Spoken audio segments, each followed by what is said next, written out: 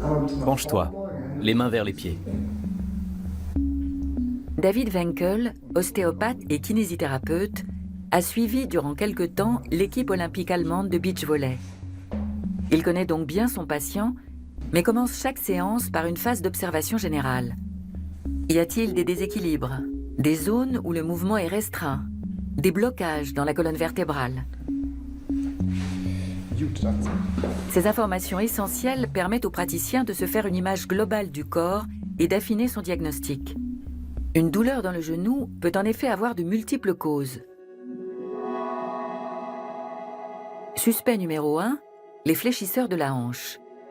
Des muscles puissants et abondamment innervés qui assurent la jonction entre la colonne vertébrale, le bassin et le fémur.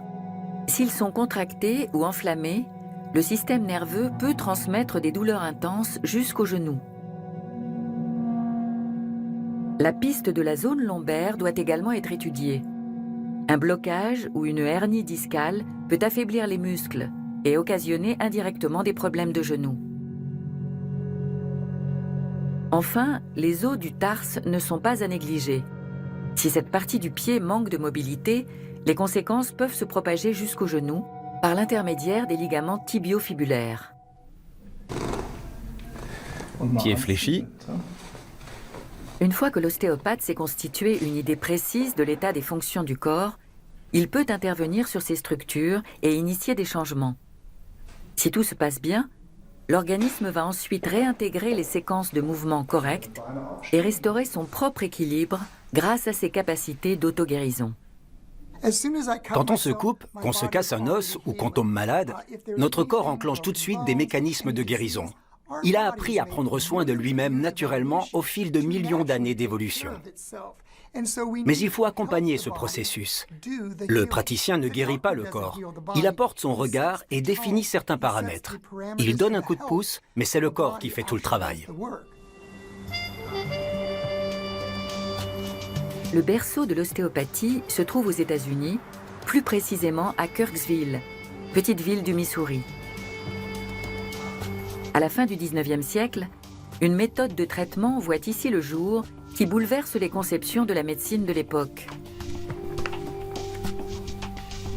Aujourd'hui, Jason Axton est à la tête du musée de médecine ostéopathique, la plus vaste collection au monde consacrée à cette pratique et à son inventeur, Andrew Taylor Still.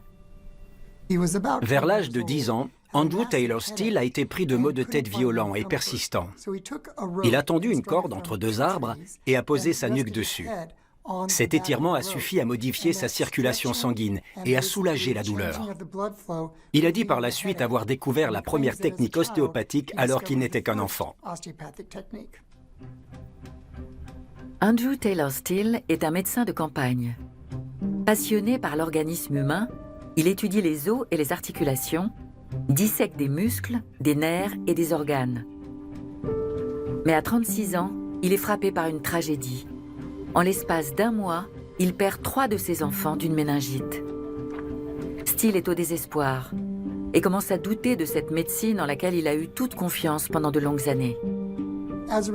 Il affirme que la médecine, avec ses saignées, ses cautères et ses poisons à petite dose, n'est pas efficace et peut mettre en danger le patient jusqu'à lui coûter la vie. Il prône le retour à des traitements naturels et conseille de se concentrer sur le régime alimentaire, l'exercice, l'hygiène mentale et de remettre d'aplomb ce qui est mal aligné. Le médecin innove et teste des méthodes non conventionnelles. Dans son cabinet situé dans cet immeuble de Kirksville, il exerce son art en se servant exclusivement de ses mains. Il avait le sentiment d'enrichir cette médecine qu'il aimait, dans laquelle il croyait malgré tout, et qu'il voulait rendre plus efficace. Il n'avait pas l'impression d'enfreindre ses principes.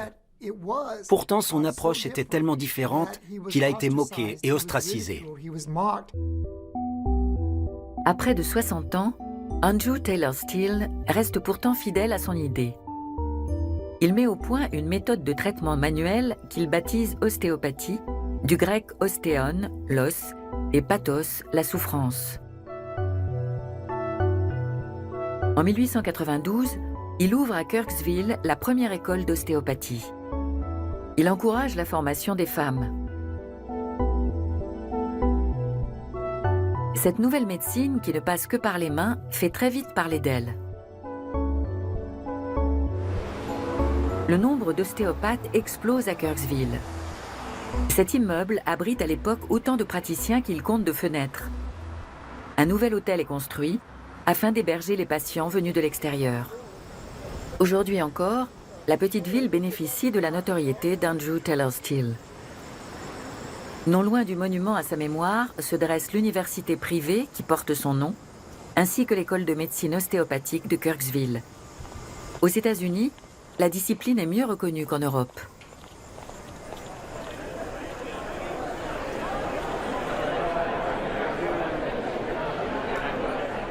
Dans ce grand amphi, une centaine d'étudiants en ostéopathie suivent un cours sur les fonctions de l'épaule. Leur formation spécialisée dure 4 ans et débouche sur un diplôme de même valeur que les études de médecine conventionnelle.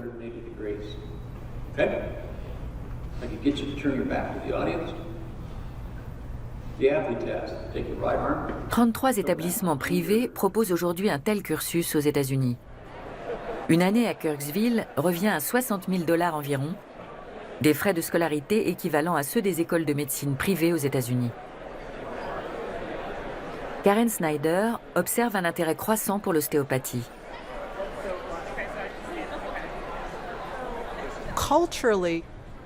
Notre culture est de plus en plus holistique. L'humain est appréhendé comme un tout. Il s'agit de voir s'il est en bonne santé d'un point de vue spirituel, émotionnel et physique.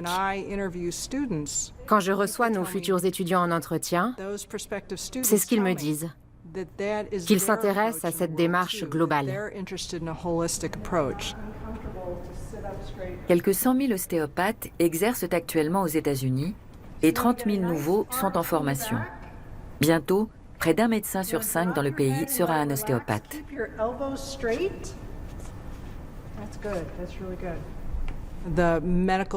La partie médicale de la formation est la même. La grande différence réside dans l'apprentissage des thérapeutiques manuelles. De toute façon, beaucoup d'écoles de médecine enseignent de nos jours une approche holistique du patient. Cette démarche était déjà celle d'Andrew Taylor Still. Sa conception initiale, baptisée ostéopathie pariétale, s'intéresse aux os, aux muscles, aux tendons, aux ligaments et aux fascias, ces tissus conjonctifs qui mettent en liaison toutes les régions du corps. Elle se rapproche aujourd'hui de la kinésithérapie et de la chiropratie.